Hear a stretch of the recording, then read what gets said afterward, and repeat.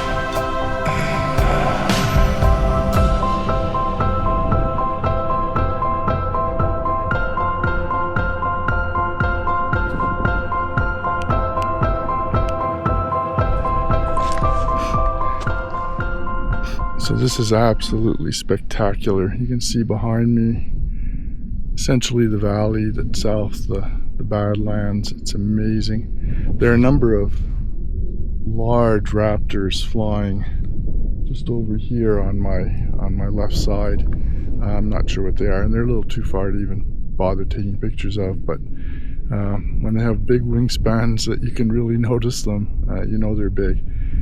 It's just spectacular. It's a 360 view from up here, and right behind, if I'll just a little bit quicker, like a little, I think they call that a mesa, so a flat top mountain. No rock wrens yet. Still holding out that we'll see some, but you never know. Maybe it's too late in the year for the rock wrens. So we're going to continue on with the trail. We're at about 6K, somewhere in there. So we're getting close to the halfway point. But it's been it's one of those walks where even if you take pictures and video, it doesn't do it justice. So we'll continue on. Hopefully we'll see the rock wren and maybe get some more birds. Okay, talk in a bit. So let me just say that when I have a bird that I'm hoping to see on a hike, I don't hold out. I feel like positive, but I'm not going to hold out a lot of hope of seeing it. And I just had the most amazing, very short session, probably about 5-10 minutes at the most, with 2 rock wrens. So I'll post some of the pictures I got right now of a really cute bird. And I understand why Ray Hennessy, when he was doing his photo shoot in Moab, and he said they bounce around. Boy, do they ever bounce around. They don't stand still very long on one piece of rock, or in this case the mud, I don't know, mud wall or mud mountain or whatever that is. I'm just, and you've seen some pictures now. I'm only looking at through the EVF at some of the pictures I took, and I think they're good.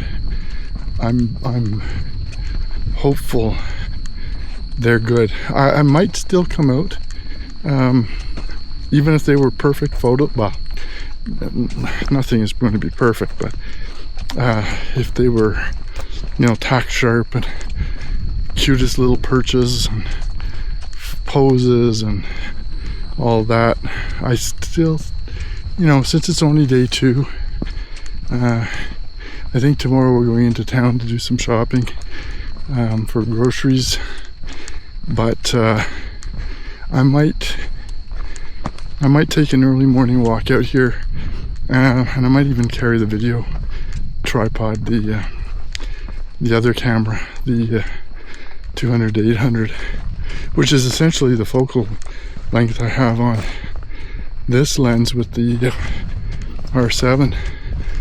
So it may be worth coming back, but I'll see. I'm still like, that's just one of those things that happens that makes this hobby so much fun.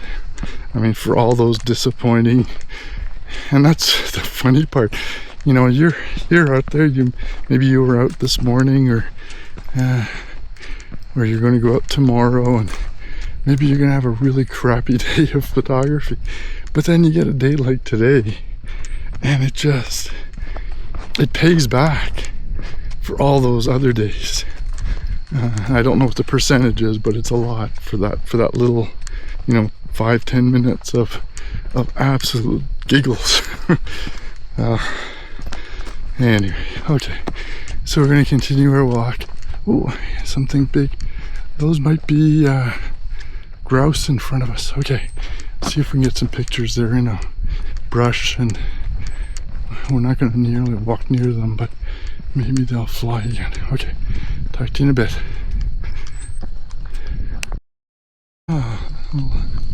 The leaves are already changing.